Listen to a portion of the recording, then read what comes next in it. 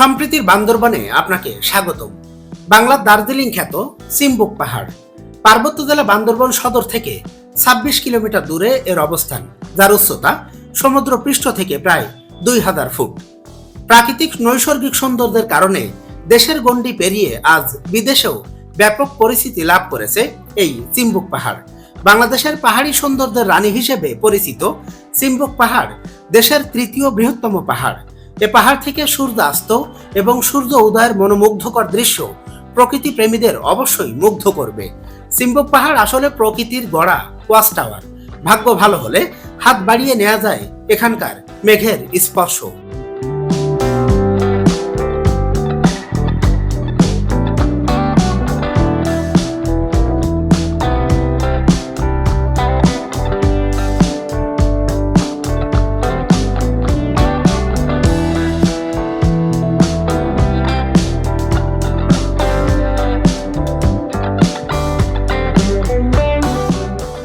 বাংলার দার্জিলিং খ্যাত চিম্বুকের পরিচিতি অনেক পুরনো।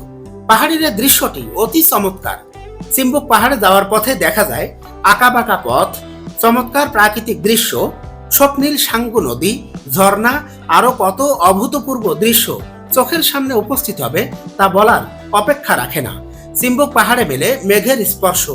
পাহাড়ের সর্বোচ্চ উচ্চতায় দাঁড়িয়ে নৈসর্গিক প্রাকৃতিক রূপের সুধা পান করতে করতে মেঘের ভেলা চেপে হারিয়ে যাওয়া যায় অপার্থিব জগতের গভীরে।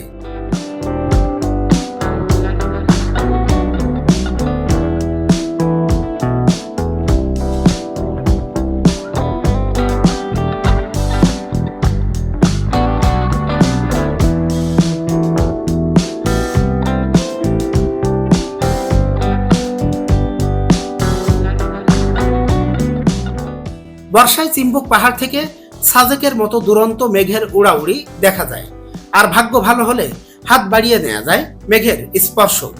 চিম্বুকের উপর থেকে নিচে তাকালে মনে হবে মেঘের ভেলায় আপন মনে ভাসছি যেন। রৌদ্রোজ্জ্বল আবহাওয়ায় পাহাড়ের উপর মেঘের দেখা মেলে।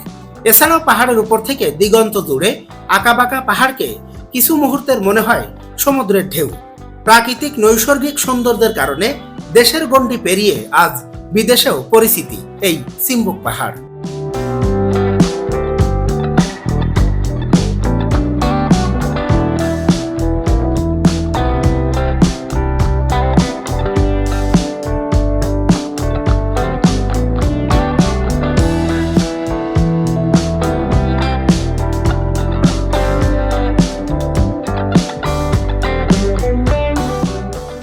বাংলাদেশের সৌন্দর্যের রানী হিসেবে পরিচিত চিম্বুক পাহাড় দেশের তৃতীয় বৃহত্তম পাহাড়।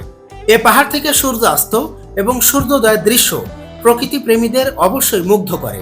বান্দরবন থেকে চিম্বুক যাওয়ার পথে রাস্তার দুই পাশের পাহাড়ি দৃশ্য খুবই মনোরম। চারপাশে সবুজ পাহাড় আর বনরাজি দেখে চোখ জুড়িয়ে যাবে। চিম্বুকে যাওয়ার পথে পাশে রয়েছে অসংখ্য উপজাতির আবাসস্থল। বাড়িগুলো বাঁশ ও ছন দিয়ে তৈরি, মাসাং ধরনের। এখানে ধরিত্রী, প্রকৃতি ও মানুষ পরিপূরক এবং একাকার। বাড়িগুলো মাছার মতো উঁচু করে তৈরি। চিম্বুকে যাওয়ার পথে সাঙ্গু নদী ভ্রমণকে আরো বেশি আকর্ষণীয় ও নান্দনিক করে তোলে। তাই আসুন যান্ত্রিক জীবন থেকে একটু স্বস্তি পেতে হারিয়ে যাই এই প্রকৃতির মায়ায়।